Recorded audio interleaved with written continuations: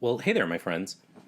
So I have a deck to look at today, and it's a really beautiful work of art, I have to tell you.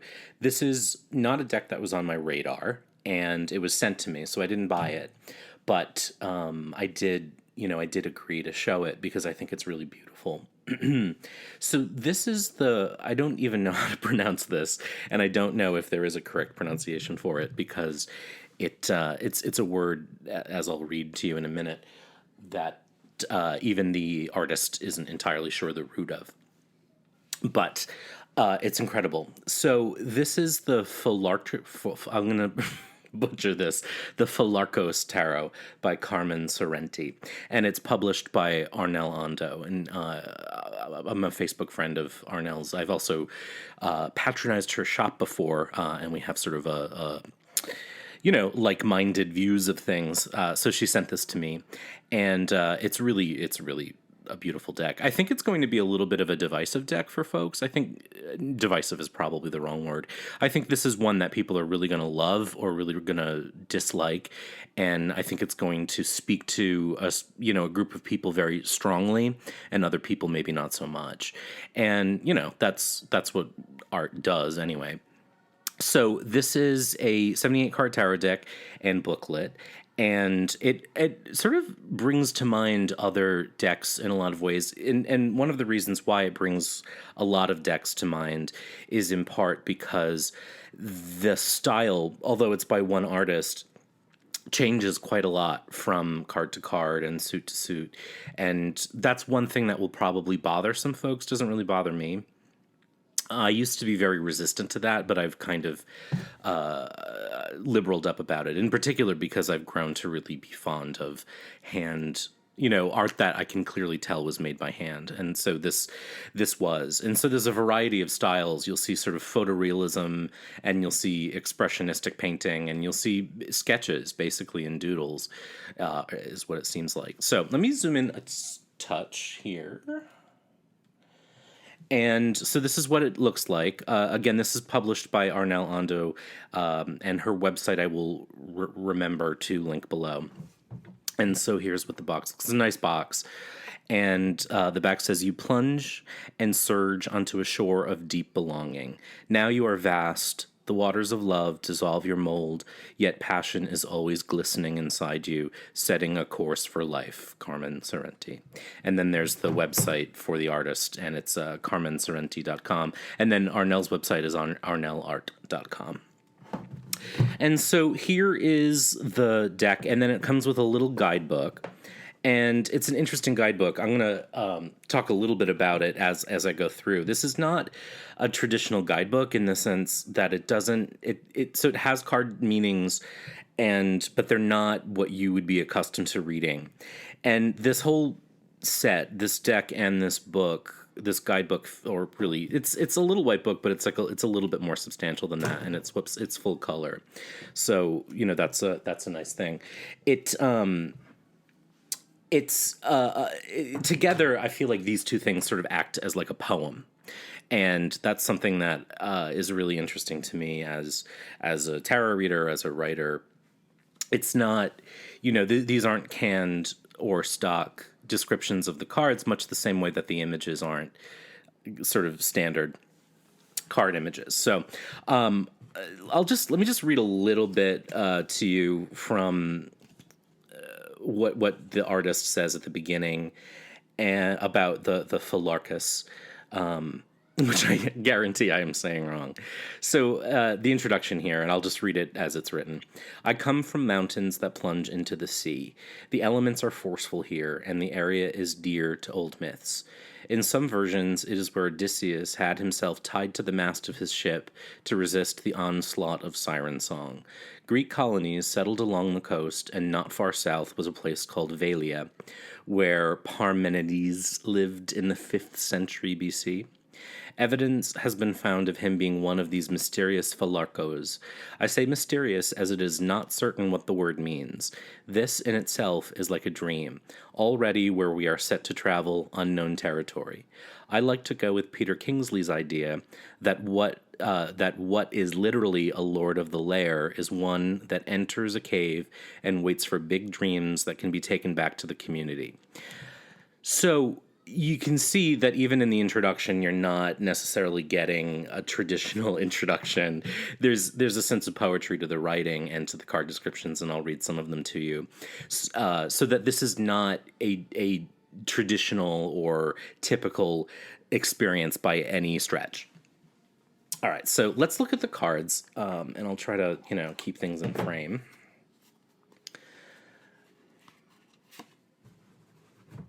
So there are two, you get two artist cards in the deck, but this is the back of the card, and it's really striking. It's sort of in line with some of the art in the deck, but as you'll see, the style does vary.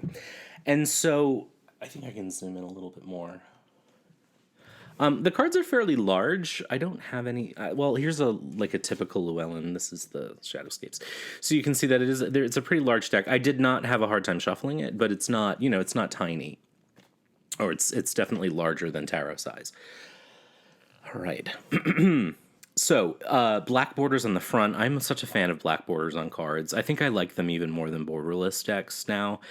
And I noticed that one year after I saw someone had done the borders of the Halloween tarot in black rather than trimming it, and I loved it so much, and I did it to that deck myself, and I love that. And there are a lot of decks that do that. So this deck reminds me of a whole lot of decks that are very what's the word? I don't even know the word I'm looking for. I was going to say very unique, which is an expression I hate, like something's unique or it's not. But so there's definitely shades of like the Japaridza in here. There's shades of the Margareta Peterson. There's another deck I can't remember the name of. The Shimonette, which again, I think there's some there's some guessing on what that word is pronounced like, but it sparks. It also reminds me a little bit of Rachel Pollack's Shining Tribe deck, and so there's a lot of different things that this made me think of. And just in describing those very different decks, you can see that there really is a kind of vast array of qualities and styles at work. All right, so here's the Fool.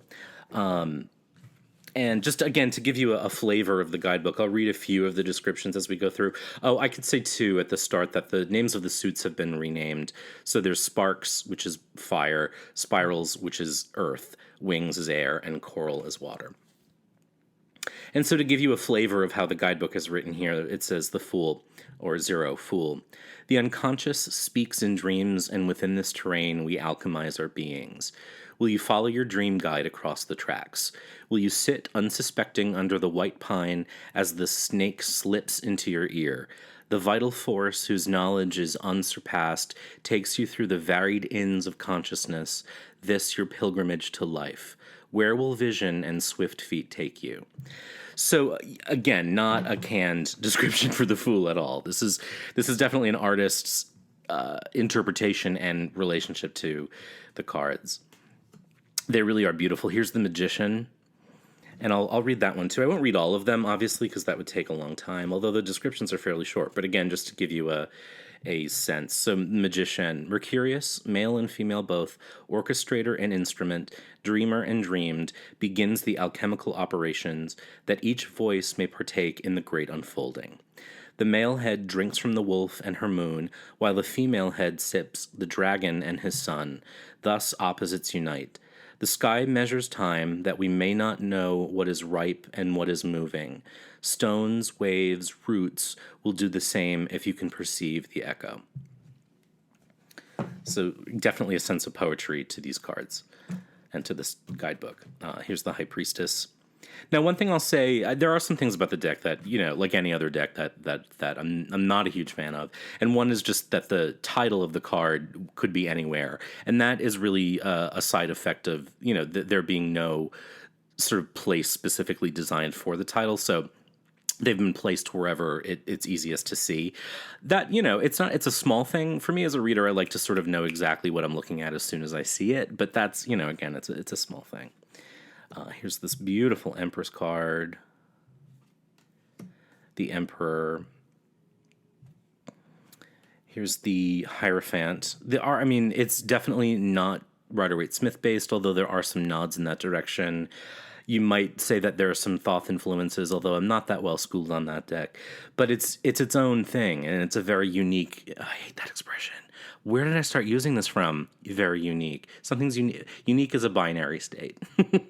This is my English degree coming through. It's a unique deck, and there's nothing else like it. So it's hard to really compare it to anything. I love this Lover's card. It's so pretty. Pretty isn't even the right word in this deck. It's such a visceral thing. And in that way too, it feels a lot. Like the Dust to Onyx deck had a very similar artistic impression on me, where this is I think an artist first and maybe a tarot reader second, but as a reader I think that doesn't matter much. You are able to work with this stuff. So Justice, here was an interesting one, and I saw this and I'm like, how does that actually make justice? Like, what is this? And again, you're not going to get like a literal answer from this guidebook, but I'll read this one too. So this is Justice.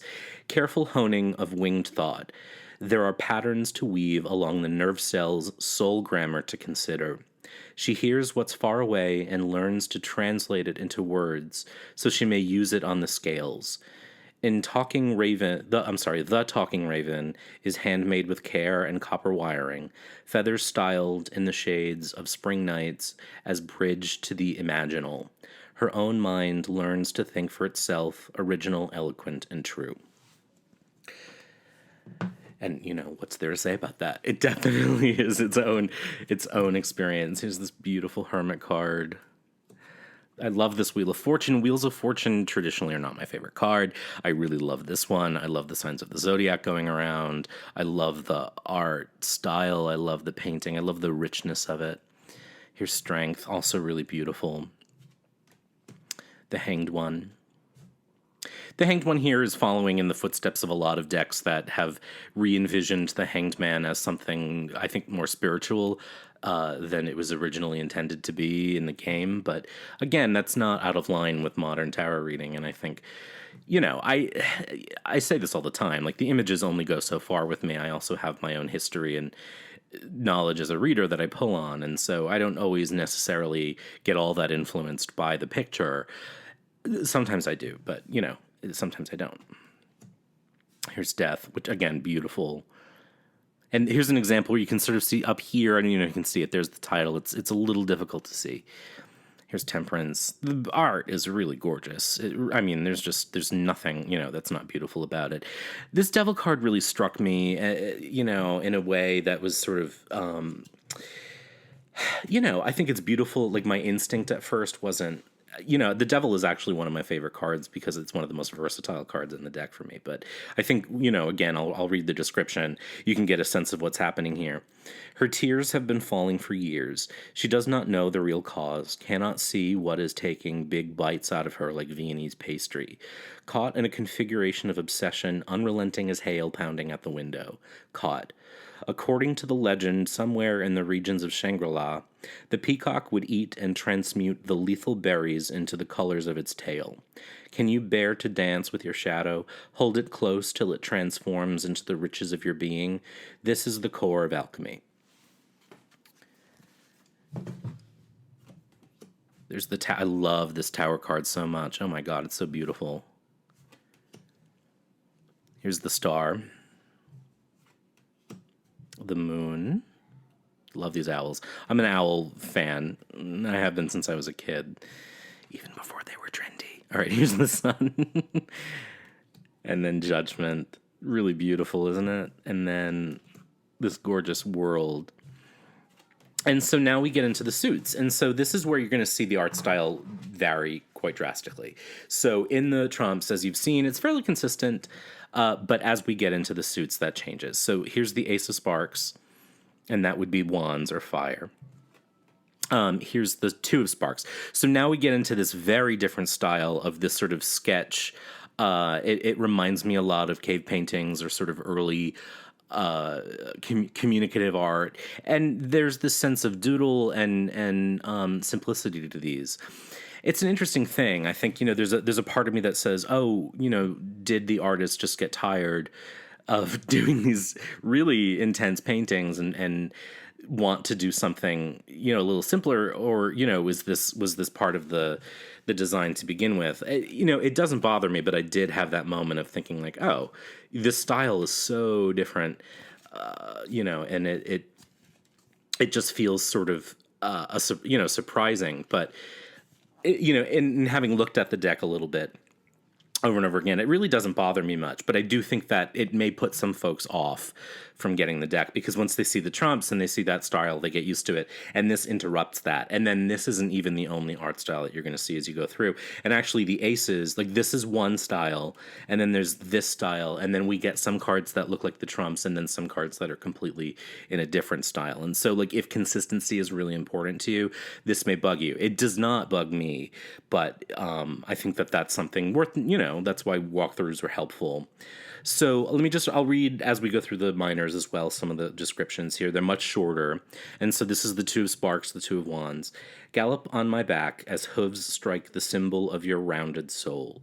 Yearn for me. I am your west, your undiscovered territory, your untamable song of plenty, uncharted far horizon, the percussive calling of your life. So I think that, as a deck that might be a prompt for journaling, a prompt for meditation, a prompt for path working or shadow work or that sort of thing, this could actually be really exciting for folks. I quite like the way that it becomes a little more playful in the minors, because that's sort of what, that's what they are. They're a little more daily. They're a little less grand, although I do read the trumps fairly in a fairly banal way too. Here's the 4. But again, not very Wire Smith. You can see nods to it here and there, but it's not that, and it's not like anything else. There's the 5. The 6. The 7.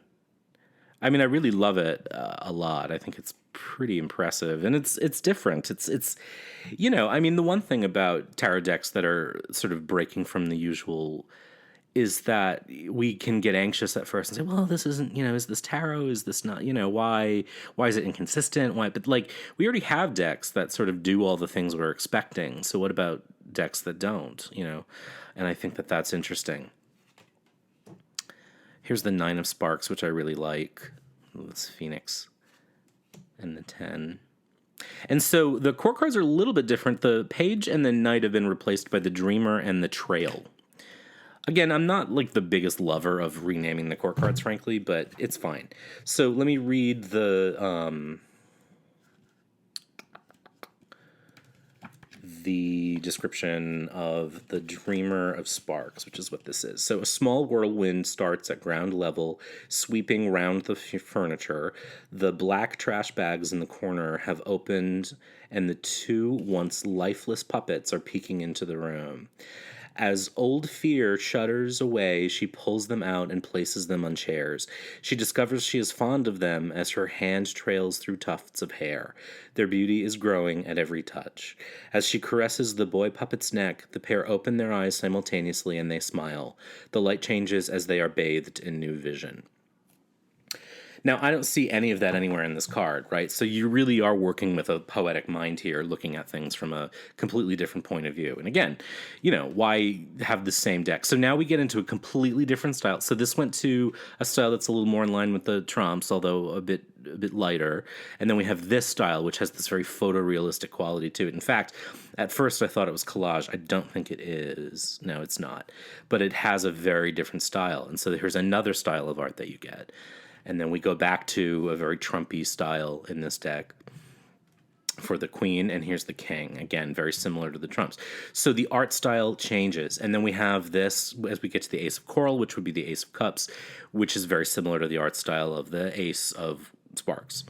And so we get now back into the pips with this sort of sketchy, playful, is a word I'm choosing to use, quality here. But again, very different, right? So the style does change from card to card. Now the pips, the 1 through 10, or really the 2 through 10, I think are all pretty much this, if I remember correctly, but the courts do change. So that was the 3, here's the 4, and the 5. This is so beautiful. I love this one. Because when you look close, she's made up of pieces of the ocean. I mean, what looks like the arm is really jellyfish, and her dress is a jellyfish, and it's really kind of beautiful. Here's the 6. Now, this is a different style again, a little bit. It changes. It's still sketchy, but it's not quite as sketchbooky. I don't even know how to describe it because I don't even know if there are names for these types of styles. But here's the 8, and then the 9, and the 10. And so now we return to the court. So here's the Dreamer, and we have this much more painterly style again, sort of expressionistic. Then this very photorealistic style for the Trail. And then the Queen and the King. And so now we get into the wings, which would be the swords or air. So here's the Ace of Wings. Here's the 2. And then here's the 3. And so you know my feeling about the 3 of Swords. So let's take a look at what it says about the 3 of Wings here, because it's very different from Rider-Waite-Smith. So it says, the first great cries, words turn to daggers, frenzy, balancing the act of becoming conscious. Division creates what seems to be unbearable pain. Gather the seeds of its wisdom, the storm will blow over, the teachings will be etched within. So that has quite a lot of resonance with the Rider-Waite-Smith 3 of Swords in a sense, but this image feels much more playful than that. So that I actually really like. Here's the 4. Here's the 5. The 6. The 7. The 8. It says negotiate your rebirth there. Some of the cards do have text on them, not like keywords, just little parts of the doodle or parts of the art that's probably an offensive word, doodle, for an artist, but it's what it looks like to the uninitiated. But there are phrases here and there that have to do. I love this 9 of Wings. That's really kind of incredible. And then the 10, very different from the Rider-Waite-Smith 10. Let's see what the artist says about that. So that's the 10 of Wings. 10 of Wings. The experience is now electrified in all its details and story. Eyes are open to the lucid dream of it. Conscious of the fullness of this manifestation. A barrage of attack can finally stop, and the bird's heart is still beating. In the grand experiment of life, can the mind be wide enough to invite all things?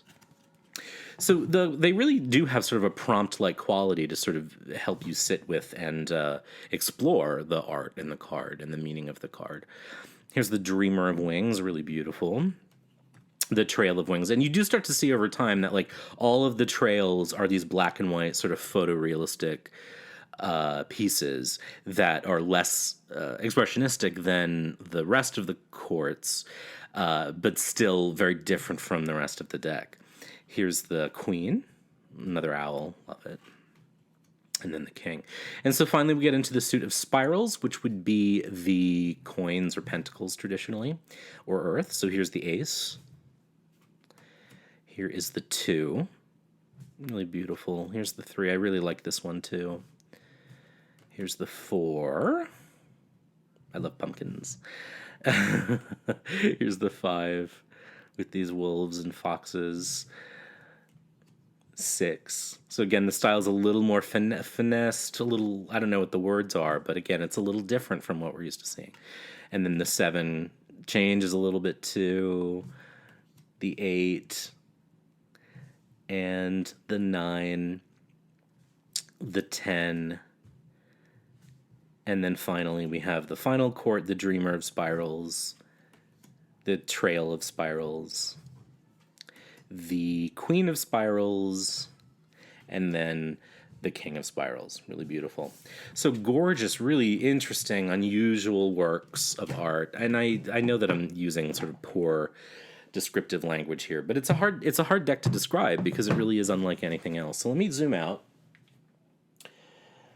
And I'll just go and shuffle a little bit. It shuffles nicely. The cards are large, but it riffle shuffles well. And even with my relatively small hands, I don't have a problem riffle shuffling it. And the cardstock is, it feels very much like mass market cardstock, and not in a bad way. I think it feels sort of durable and normal and familiar.